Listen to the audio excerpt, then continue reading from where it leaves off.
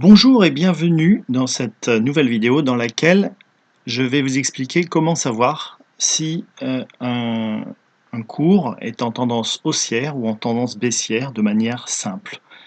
Donc pour le voir, de manière simple, moi j'ai ajouté sur mon graphique, j'ai trois moyennes mobiles. La moyenne mobile à 20 périodes, la moyenne mobile à 50 périodes et la moyenne mobile à 200 périodes.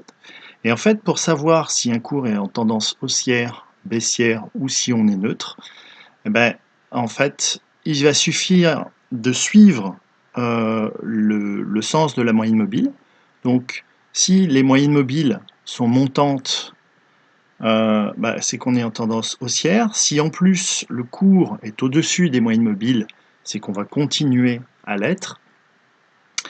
Et vous avez ainsi la vision à plus ou moins long terme. Est-ce qu'on est en tendance à court terme ou à long terme? Est-ce qu'on est haussier à long terme ou à court terme?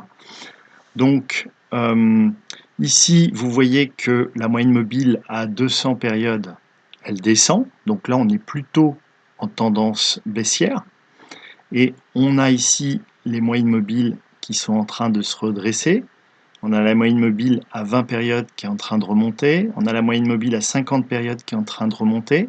On a la moyenne mobile à 200 périodes qui est en train de se redresser. Donc là, on est en train de faire un changement de tendance. Lorsque mon signal d'achat se déclenche, ça ne veut pas dire que j'achète à tout prix ici. Je vais utiliser, on verra ça dans une autre vidéo, sinon ça risque de faire beaucoup de choses. Mais on va voir une stratégie que j'utilise pour acheter pas à n'importe quel prix et pour pas me faire avoir à acheter au plus haut. Donc essayer vraiment de minimiser le prix d'achat.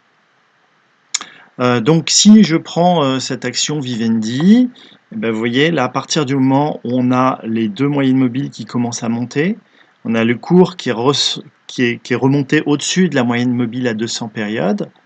Donc les moyennes court terme sont montantes, la moyenne à long terme est plate.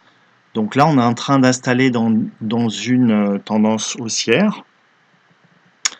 On est dans une tendance haussière. Et là où c'est intéressant d'acheter, c'est lorsqu'on est plutôt proche de la moyenne mobile à 20 périodes. Donc là, typiquement ici, on est légèrement plat, et puis là, on voit qu'on commence à monter. On a nos indicateurs qui sont au vert et qui nous disent, voilà, on est vraiment dans une phase d'achat. On voit mon indicateur de signal qui nous dit, voilà, là, on est dans un début de hausse, une toute petite faiblesse, mais il n'y avait pas de... On n'était pas dans un mode catastrophique et on serait potentiellement pas sorti du titre. Et puis là, à nouveau, une confirmation comme quoi on est en tendance haussière. Donc là, on voit très facilement en un coup d'œil que le cours est au-dessus des moyennes mobiles. Les moyennes mobiles sont montantes. Ici, on est toujours montant. Et on a la moyenne mobile à 200 périodes qui commence à monter. Donc là, le cours descend, mais on reste, la tendance haussière reste active, puisqu'on a la moyenne mobile qui continue à monter. Voilà. Et là, vous voyez les moyennes mobiles qui continuent à monter, et le cours qui, certes, est passé en dessous, mais avec une moyenne qui montait, donc forcément le cours a tendance à remonter. Voilà, donc là on a une consolidation, les cours respirent, les cours ont besoin de respiration. Voilà, et on voit qu'on est dans une tendance haussière. On voit éventuellement des signaux d'achat hein, dès qu'on retape un peu sur la moyenne mobile à 20 périodes. Ça peut être intéressant de se positionner, sachant que là, je suis sur un horizon hebdomadaire. Après, on pourra voir la même chose sur un horizon plus court terme pour éventuellement savoir trouver le bon moment pour se positionner. Voilà, donc là, si ensuite ici, On a les moyennes mobiles qui commencent à descendre. On a la moyenne mobile à 20 périodes qui commence à descendre. On a celle de 50 périodes qui commence à s'affaiblir. Là, logiquement, si on a acheté par ici, on a surmonté les stops ici au fur et à mesure, et puis ici. Donc là, ce qui fait que on est sorti avec une plus-value intéressante. Et là, clairement, on rentre dans une tendance baissière.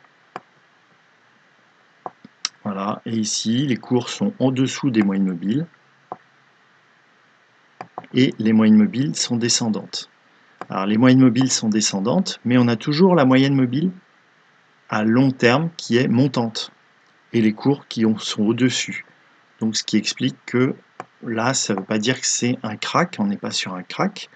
Le cours a de fortes probabilités de remonter et ça ne rate pas, il touche la moyenne mobile à 200 périodes et il remonte, il se replace au-dessus des moyennes mobiles à 20 et 50 périodes et qui donc vont remonter et on se retrouve à nouveau dans une tendance haussière. Voilà, avec la moyenne mobile à 200 périodes qui nous conforte dans l'idée que le cours peut continuer de monter. En tout cas, il mettra du temps avant de redescendre. Et ainsi de suite. Donc là, on est encore dans une tendance haussière. Et voilà ce que je voulais vous dire dans cette vidéo pour vous expliquer comment savoir si on était dans une tendance haussière ou baissière. Si on regarde ensuite dans l'unité de temps, puisque là on voit que ça peut être intéressant d'un point de vue hebdomadaire, on est clairement dans une tendance haussière. Alors on a un premier obstacle qui est celui-ci. Hein, on a une résistance à 21,78 €, donc qui risque d'être un obstacle. C'est en tout cas une résistance. Voilà, le cours a buté là-dessus. Donc pour que ça aille un petit peu plus haut, il faudrait que ça dépasse ça. Là probablement on va assister à une petite correction, ou petite ou grosse, mais en tout cas on risque d'assister à une correction.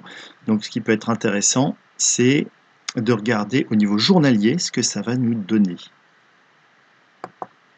Donc on va changer d'horizon et on va regarder sur un horizon plus fin. Et voilà.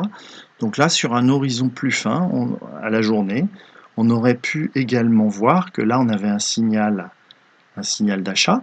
Donc on n'aurait pas acheté, à ce niveau-là, on aurait attendu un prix légèrement inférieur. Voilà, donc on aurait pu acheter vers les 16,80 €. Voilà, on va pas, évidemment, j'aurais pu vous dire qu'on les achetait à 16,56 €, mais non. Par rapport à méthode, on les aurait achetés à 16,80 €, mais ce qui est pas mal. Et puis, c'est un cours qu'on aurait pu donc acheter à chaque fois qu'on retapait sur la moyenne mobile à 20 périodes. Ici, donc par exemple, on a redescendu et puis on l'a retranscrit. Donc ici, on avait éventuellement un signal d'achat. Ici, on avait à nouveau un signal d'achat. Et puis ici, on avait à nouveau un signal d'achat. Et puis ici, à nouveau un signal d'achat. Vous voyez, à chaque fois qu'on tape sur la moyenne mobile à 20 périodes, c'est potentiellement un moment où on peut se renforcer sur sa position. Alors il y a un moment, il faut savoir s'arrêter. Et puis, il faut vraiment sécuriser ses gains aussi. C'est-à-dire que là, qu'est-ce qu'on va faire? On va avoir acheté, admettons, à ce niveau-là. Donc on va calculer son risque par rapport au dernier plus bas, c'est-à-dire ici, à 5% en dessous, ce qui nous donne un objectif de 18,60 € à peu près, 18,55 €. Donc ce que l'on va faire, c'est que si par exemple j'achète 100 actions, 100 titres à 21 €, voilà, sans titre à 17,50 €, eh ben, il y en a 50 que je vendrai à 18,50 € et le stop que je laisserai à 16,50 €, ce qui fait que quoi qu'il arrive, à moins qu'il y ait un gros gap, bah, je ne perdrai pas d'argent puisque j'aurai vendu la moitié de ma position à ce niveau-là.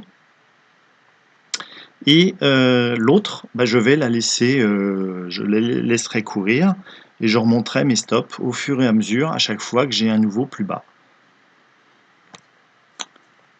À bientôt pour une prochaine vidéo. Ciao ciao!